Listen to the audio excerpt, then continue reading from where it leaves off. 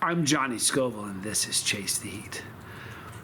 It's a pretty cool day here in Tucson, and I mean cool. Temperature is cool.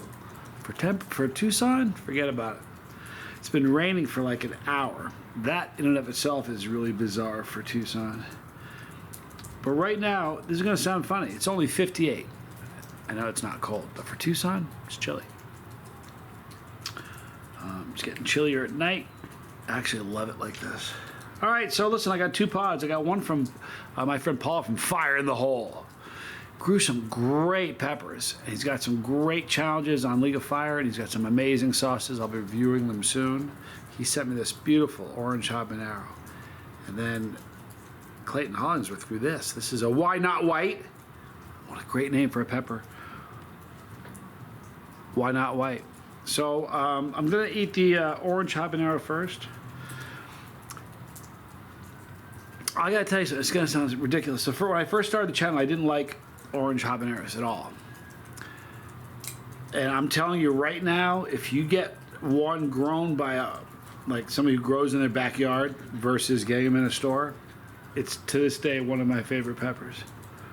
It's become one, I should say. They smell so much different and they taste so much different when they're grown from in somebody's backyard. Oh, they taste so much better. All right, look, so here's the orange hab.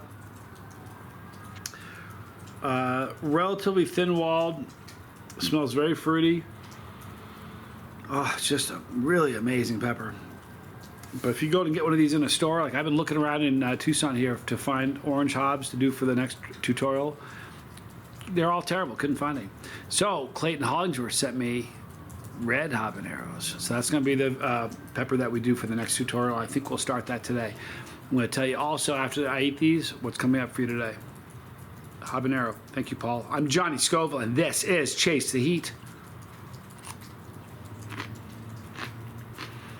Oh.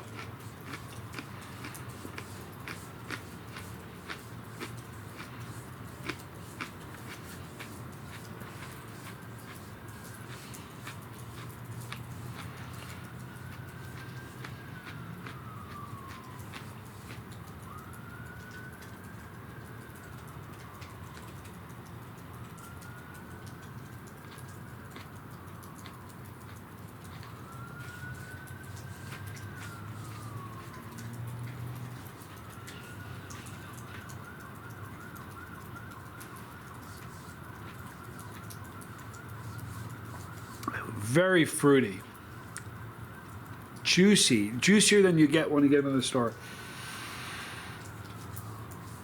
Ah, just a beautiful, it was floral and very fruity. It's got that habanero sting. Doesn't really burn, just stinging. Delicious. That's one of those peppers that you could like. If you could only eat those for the rest of your life, you'd miss peppers, but you know, it still wouldn't be that bad. Why not white? Thicker walled than the habanero, right? If you go back and watch the habanero, you'll see that the wall is thicker on the habanero. If you look right up here on the top, you'll see oils collecting.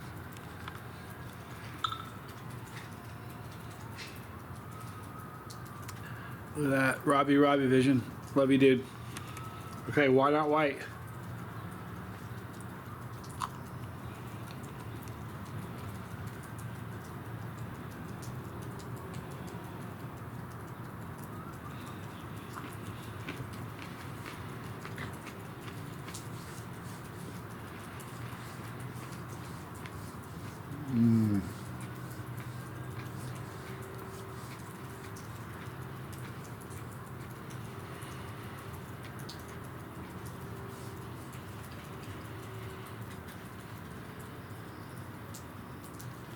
That was a weird pepper. Usually when you get a pepper, if it's going to have sweetness in it, in the taste, you're going to get it up front. And that flavor will fade the quickest. It'll dissipate the quickest, and you're just left with the pepper flavor of the actual pepper. that was a very, very juicy pepper. It was fruity.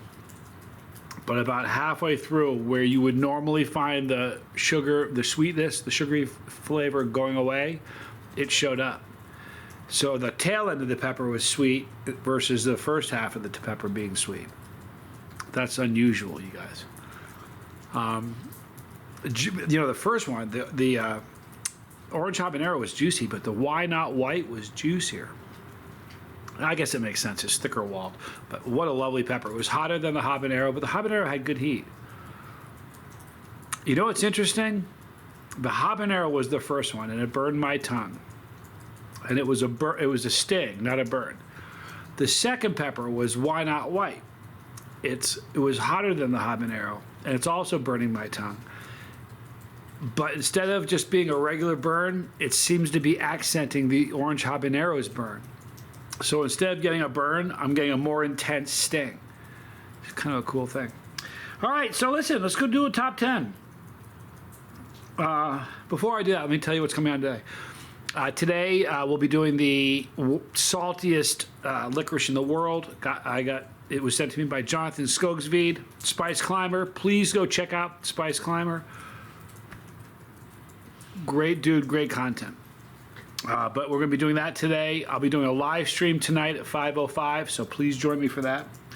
So we're going to go over the top 10 most commonly misspelled words. I want you to think, which ones do you have trouble with? Some of them I don't have any trouble with at all. Most of them I don't. The first one is the word weather, as in weird weather today. W-E-A-T-H-E-R. It's most commonly spelled W-H-E-T-H-E-R, all right? Like whether or not, that kind of weather. Or whether, W-A-E-T-H-E-R, or W-E-T-H-E-R. But people have a hard time with that, apparently. Next one is weird. Weird weather. W-E-I. People usually do W-I-E. I can see that. I don't have trouble with that one. Tendency. I don't have trouble with that one either. T-E-N-D-E-N-C-Y. A lot of people spell it A-N-C-Y. That's where the misspelling usually happens. Separate. It's S-E-P-A-R-A-T, S-E-P-A-R-A-T-E. Some people do S-E-P-E-R-A-T-E, apparently. Apparently. I wonder if apparently is on that list. Apparently. Pronunciation is misspelled a lot, apparently. Instead of pronounce, people will misspell it pronunciation. Put the O in there. Privilege. I used to have trouble with this word a lot, and I don't anymore. Privilege is P-R-I-V-I-L-E-G-E, and people usually misspell that. They'll throw a D in there, privileged, or E-G-E instead of I-G-E. I-L-E-G, I mean, excuse me. As I'm doing this, I'm realizing, without being able to put it on a blackboard, telling you the misspellings doesn't sound very good, but you get the point. Number 4 is license. And instead of doing an S, they'll use a C. Yes. Entrepreneur. That I can see. When I was very young, I had trouble with entrepreneur. Entrepreneur. It's a great word. You know what the definition of entrepreneur is? There's several you'll hear. My favorite is someone who assumes the risk to achieve the spoils of the gain. Love that. Number 2, believe. Believe me, people spell it wrong. It's B-E-L-I-E-V-E. People do the E-I instead of the I-E. Think I before E, except after C.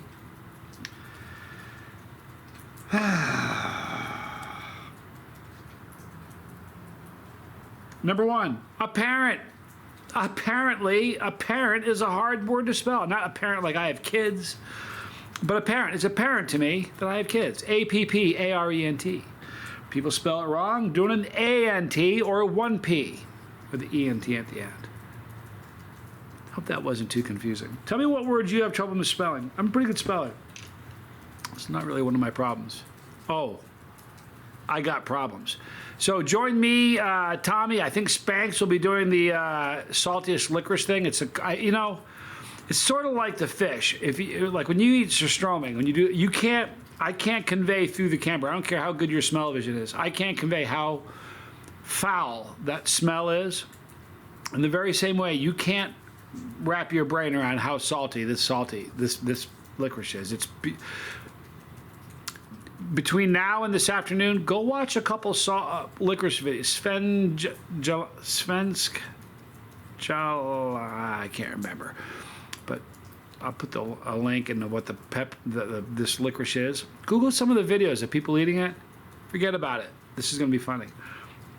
And a live stream today at 5:05. So please join me. Hey, I love you guys. Also in the description, Fire in the Hole and Clayton Hollingsworth. My son and the right here and the lifeboat, pepperology, and all the gnarly challenges I've done. I'm Johnny Scoville. This was Chase the Heat.